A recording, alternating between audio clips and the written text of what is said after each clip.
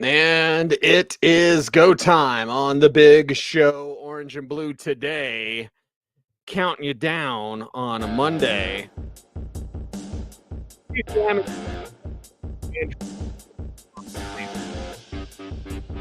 to talk about what did the Broncos learn?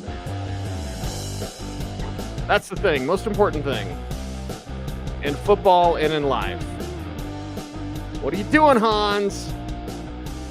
What are you learning, Sean? We've got to talk about all of it and more. OBT is that BFD. And thanks much, everyone, for jumping on. Somebody's got a case of the Mondays, and it's not me. Feeling good on a Monday, here to talk about all things Denver Broncos. And away we go. Here we go with the discussion of what did they learn. I think the most important thing the Broncos learned or needed to have learned from the Saints game is that Javonte needs to get way more than 9 carries. Javonte needs to get 15 carries, dare I say 20 carries. The ground game needs to lead the way. If you are the Denver Broncos, they need to lead the way on the ground. I think that's one of the most important things for this team to kind of have learned from that game, because it's something that moving forward is only going to help you even more. Something that moving forward is only going to make you better when you can run the ball and set up your young quarterback. I'm honestly not sure why the team wasn't doing this before, but it's clearly worked. And under Sean Payton, the Denver Broncos are 3-0 when Javonte Williams gets 100 all-purpose yards. 3-0.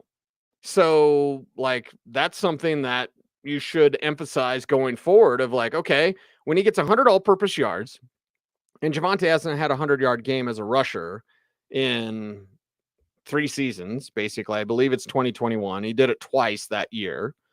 But in 3 seasons, he hasn't got 100 yards on the ground. I'm not talking about that. I'm talking about 100 yards collectively and all-purpose yards. I really believe that's where Javonte can thrive and can shine, and the team is 3-0. They're 5-2 total of his total career when he gets 100 all-purpose yards of, winning the games. So the key number is 100. There's also a key number for Bo Nix. It's much, much different than that. I'll get to that a little bit later in the program. But what did the Broncos learn? Well, they learned that Javonte Williams needs to be heavily involved in this game plan because it worked against the Saints. And you can say the Saints laid down.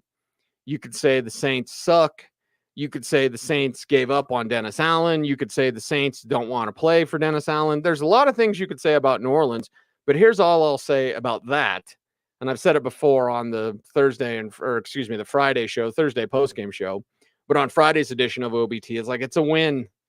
I really don't care. They played who was on their schedule. They can't switch their schedule because, hey, you know what? Let's wait till New Orleans is a little better. Let's wait till Derek Carr's back because Spencer Rattler can't play. That's not the way this game works. You played the team that was in front of you, and you beat them down. If they had barely beaten a bad Saints team, that would be a question mark. But this shows they're a good team. This shows that, for the most part, they're a well-coached team. There are things I believe Sean Payton needs to do better, and that's also part of the conversation. But what did you learn, and did you learn it? That's the thing. What did the Broncos learn? But will they implement it going forward? Because the first thing that they should have learned is that you just need to run the ball to start out with. And it's not something that Sean Payton has backed up with his words. Instead, saying our plan against the Saints was to come out there and throw. And then Nix didn't make those throws. So, okay, he didn't make the throws. But if he did, would you have kept passing? And isn't that a bad game plan when it clearly works on the ground game? Isn't it the better game plan to go with Javonte Williams as the rusher rather than just kind of try to figure things out as it goes on with Bo Nix, the rookie that you need to be protecting with the ground game? Javonte Williams deserves more carries, and he deserves more playing time. One, he's hanging on to the ball. That's not always the case when it comes to Audric Estime. Certainly Estime 2 fumbles in 9 carries. That means to me Don't want to see him anymore out there. Sorry if that's cruel or cold. He fumbled 2 times. He hasn't even got to 10 carries on the season. 2 lost fumbles. Like, no, that's not good enough. If we look at Javonte on the season this year so far, 73 carries. Okay, that's about 10 carries a game. That's not enough. That's not enough at all. 14 carries this last time out. Okay, that's fine. But 6 the previous week. That doesn't make any sense. 13 the week before that against the Raiders in a big win. Also 100 all-purpose yards, by the way. 3-0 when Javonte gets 100 all-purpose yards. Good. The week before that against the Jets in the slop, 16 for 77. Okay, good. But before that, 5 for 12. Before that, 11 for 17. It's the Steelers notwithstanding.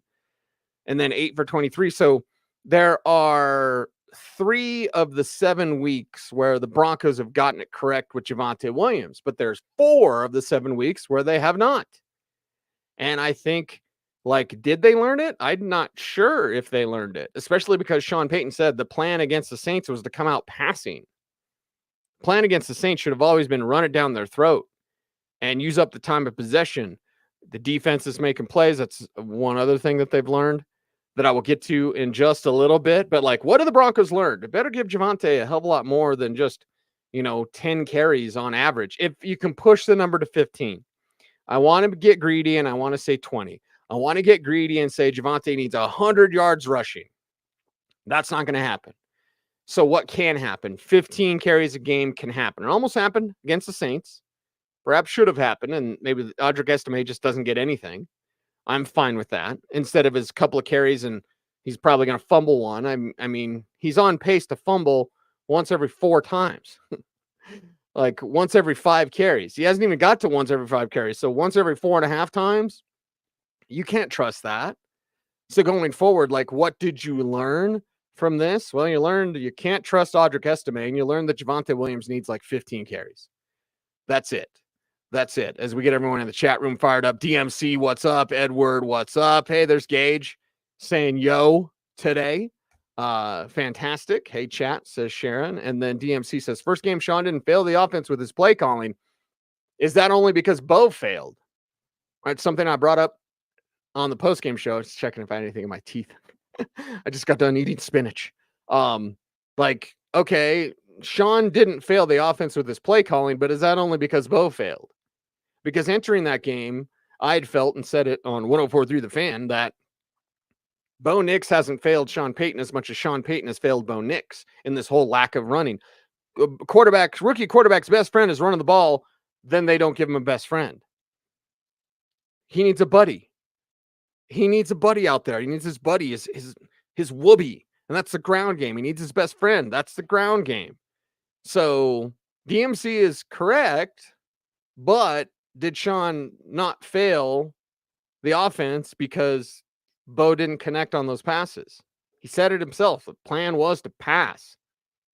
And the plan quickly changed when Bo Nix was failing with his footwork and failing to complete those passes. DR asks, when do you think the offense will start clicking? Honestly, the best answer is probably just to say next year. And next year, you'll have more talent. Next year, you'll likely have a better running back situation. Javonte is the running back starter by no doubt. I'm not going to say by default. But if we were to rank starting running backs, Javonte compared to every other back in the league, he'd be in the 20s.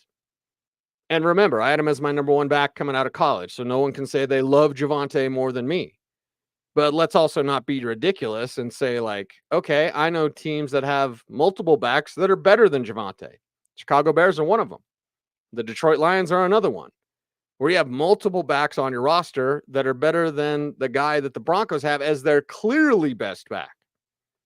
Clearly best back. So we're only going to seek the truth and speak the truth. When does the offense start clicking? Probably next year, because then they'll have more talent. They'll have better weapons around Bo, maybe a tight end, maybe an upgrade at the running back position, maybe better wide receivers.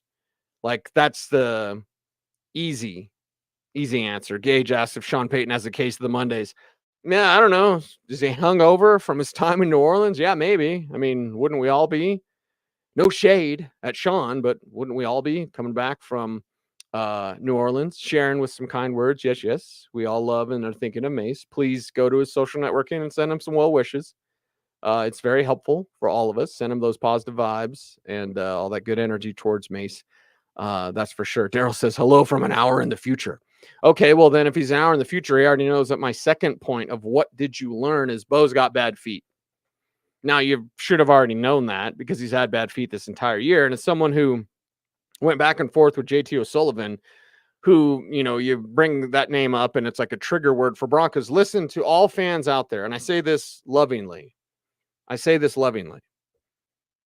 You don't have to consume media that 1000% agrees with you. In fact, you probably shouldn't.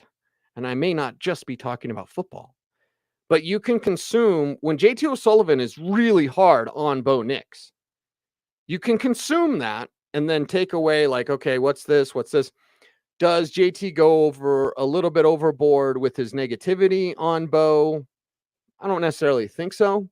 I think he's nitpicking in ways that maybe he shouldn't, but that's his job. He's supposed to cut up film. He's supposed to talk about it's QB school, right? And you can watch things or again, consume media that doesn't 100% go with the way that you totally feel because it's best to have a well-rounded point of view.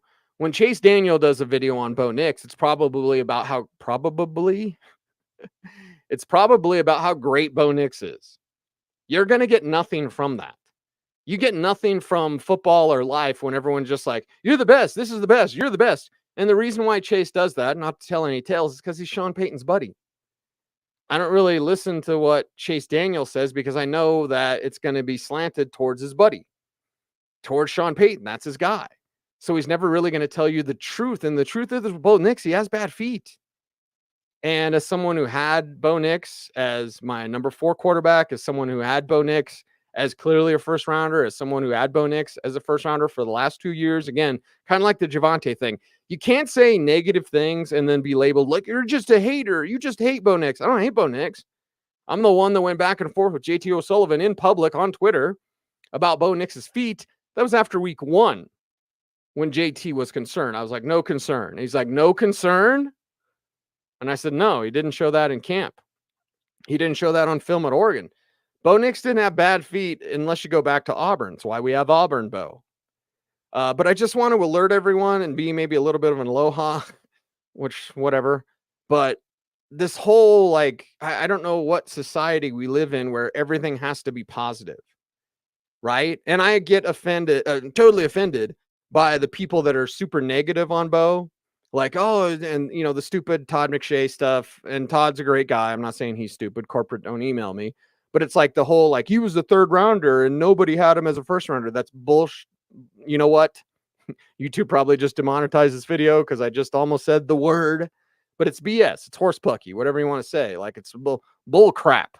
That's what it is. He was always a 1st rounder. He's been a 1st rounder for 2 years. But we can talk honestly. We don't have to have the Broncos shades on and be like, nothing's wrong.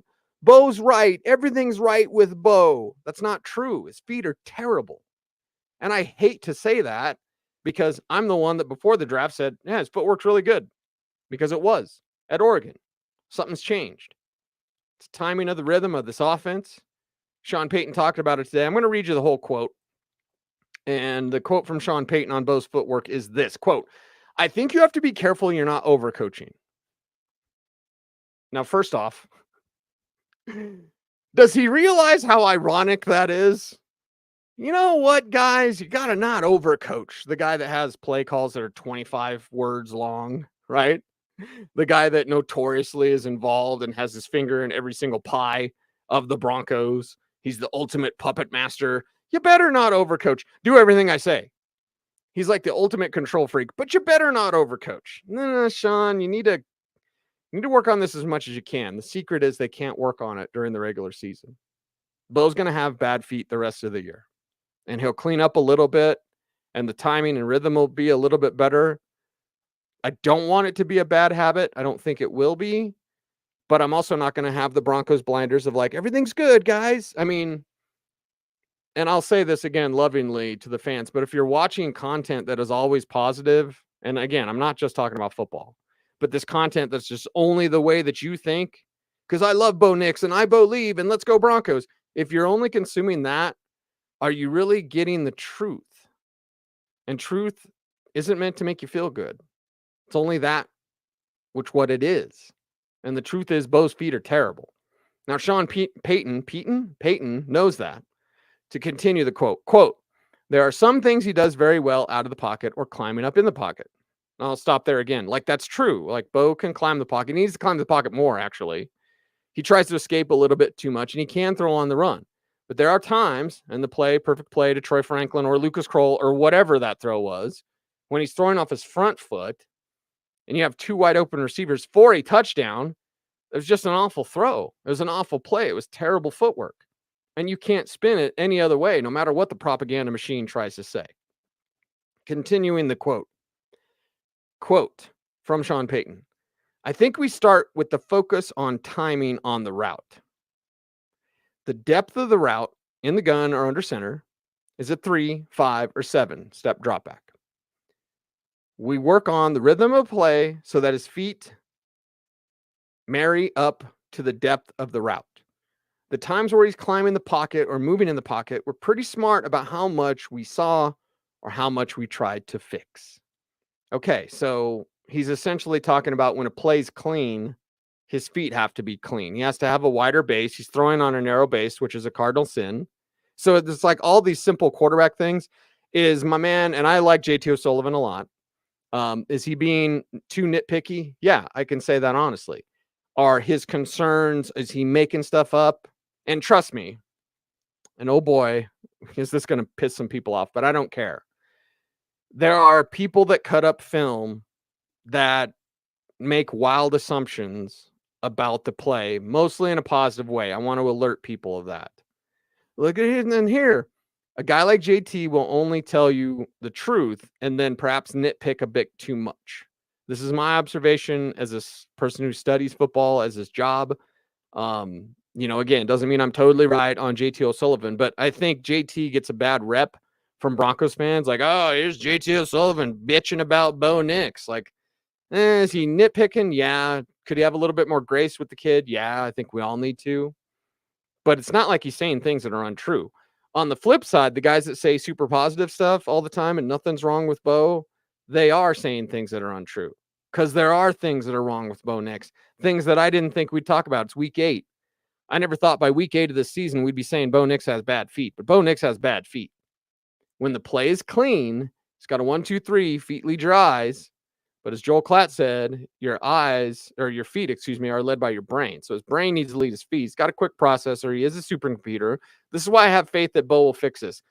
I am slightly, very slightly, probably less than 10% concerned that the bad feet become a bad habit because he's going to go this whole year with bad feet.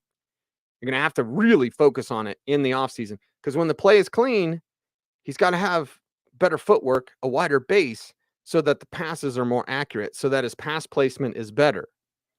So, what did the Broncos learn? Javonte's got to get, 15 carries a game. They're 3-0 under Sean Payton when Javonte gets over 100 all-purpose yards, so get him to 100.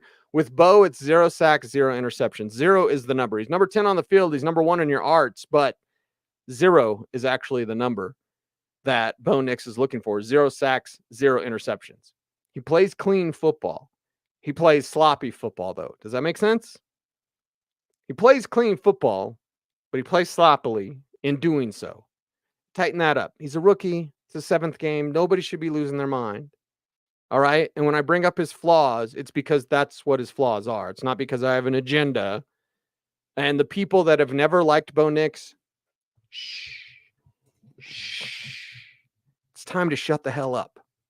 Okay? If you're out there and you have a microphone or you're on the radio or on YouTube or anywhere else, I don't care. If you are professing that you have never liked Bo Nix, we don't need you now. Broncos country does not need you now. It's time to shut your hole, shut your pie hole, and let the kid play. Is it going to be rough? Sure. Are there things he's going to need to fix? Of course.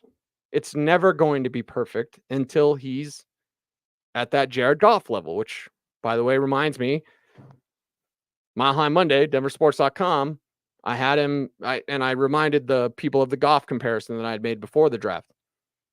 Over the last 4 games, Jared Goff has more touchdowns than incompletions. I think Bo Nix can get there. Bo Nix, and there was one guy in the chat room one time like, I don't see a guy that can beat Mahomes after like week 4. Well, I don't see a guy that can beat Mahomes either because he's played 4 games. Now he's played 7, and I think the Chiefs have other things to worry about. I'll leave that one alone, but like they got their own stuff to worry about. We'll see what happens there. And they are undefeated, so congrats to them. I definitely don't want them to three-peat, for the love of God. Please, Lord in heaven above, please do not let Kansas City win a 3rd Super Bowl in a row. I do not want them to be the only team that is three-peated. And now that I've said it twice, Lord, I owe Pat Riley 50 cents. Anyway, I'm being silly a little bit, but I'm also serious about like take in and consume things that maybe you don't 100% agree with to make you think. It's called critical thinking. And I think in today's society, we're just like, I only want to watch stuff that's totally positive. That's bunk. You're doing yourself a disservice if you're doing that. Now, again, the super negative people, they're stupid. Don't do that. The super positive people, they're stupid. Don't do that. Let's talk about it. Let's talk about what Bo is. And Bo's got some real good upside. He can be Jared Goff. He can be Matt Ryan, who is an MVP of the league. Other pro comparisons are Alex Smith or Tua Tagovailoa. Like, yeah, these are all somewhat accurate. And the 201's a little interesting. Daniel Jeremiah had that one, and DJ's a dear personal friend. Like, it's interesting. I don't agree with it, but I mean, it's Daniel Jeremiah. Like, that dude consumes a lot of football and talks honestly and truthfully. So again, what did you learn from the win against the Saints? Yeah, watch who you listen to. That's for sure. The final thing that the Broncos should have learned from their win over the Saints, and this ties back into the ground game, is let the defense lead the way. But you can only let the defense lead the way when you help them on offense. You got to help them on offense, and that leads back to running the ball, using up time of possession. If you have the advantage of time of possession, and if your offense is scoring points, let's just dare say 24 points. Now your opponent, you only allow, what is it? Somebody in the chat room remind me, the number is like 14 points a game, 12 points a game, whatever the number is. Like, you don't allow a lot of points scored against you. So because of that, if your offense can dominate time of possession, if you can score points, touchdowns, not field goals, sometimes field goals, then the pressure's on them to go out there and do something they can't do against you. You can't move the ball against the Broncos. Now, you can still run on them. But because you can still run on them, take the run game away. Take the run game away from your opponent by scoring on offense. But let the defense lead the way. Let Nick Bonito go out there and get sack after sack after sack. Let Zach Allen get that middle pressure, right? And, be stronger against the run as much as you can. And if you're going to be weak against one thing, okay, it's going to be against the run. It's much harder to sustain and maintain a drive going down the field when it's 3 yards, 4 yards, 5 yards, 3 yards, 4 yards, 5 yards. It's not these big plays down the field in the passing game. You're not going to have success passing against the Denver Broncos. The rush is too good. The coverage is too good. And rush and cover, it's not an 80s spy film. Rush and cover, you got it both. You got it both. So you're weak against run, whatever. Take them out of it by using time of possession and using the run game. But let the defense lead the way. Vance Joseph got this team playing outstanding football defensively. And for the guy that said VJ is going to get fired after the Dolphins game, I'm happy to say that he did not. I'm very happy to say that he's probably going to leave for a head coaching job. And I'm happy. I'm happy for that. But this Broncos team is a good team. And, is it a little too early to say playoffs? Yeah, I don't know. When people, again, I only have so many calories to burn. I'm not going to burn calories over their uniforms, okay? And not to get too heavy on this day or in life in general, but like there's way more important things that are going on in this world than what are the Broncos uniforms? I really like the throwbacks, but other than that, I'm not going to, they should never wear the blue pants again. Who in the who in the world has those calories to burn? You know what's really important to me? The Broncos blue pants. Yeah. Anyway, this is a really good team. I'm not going to lose sleep over, or are they going to make the playoffs? Like, and I know Mike Kliss had the article of like, the Broncos don't think they're a year away. Okay, good. Should you ever think you're a year away? Now, maybe you got to lie to yourself. Like, we're totally not a year away. This team could make the postseason. If they don't, I'm not going to be upset. I didn't plan on them. And I'm the guy that said 9 wins. I said 9 wins for this team. And people thought I was crazy or a Broncos fan, which I'm not. And I'm not. Don't give me the Steelers thing. You're a Steelers fan. And God, Russell Wilson. Oh, God. It's so bad. Mike Tomlin, what are you doing? As an analyst, I can't be a fan of anybody. I'm a fan of you, the audience. So there you go. And I certainly appreciate everyone again for watching Orange and Blue today. OBT is a BFD. Check out Andrew Mason's socials at Mace Denver. Please send him some well wishes. We all need that. We all need that love and support from people around us, for sure. And I know I texted Mace this morning. I was like, anything you need, brother, anything you need. And I mean that. Shirt off my back, place to stay, like anything you need. So, you know, I think he would appreciate that as well. And check out him on socials at Mace Denver. And, you know, we'll keep sending him those positive vibes. And keep looking at what this Broncos team's going to do. Carolina's coming up. They're not as easy as people think. Now, spoiler alert, I'm predicting the Broncos to win.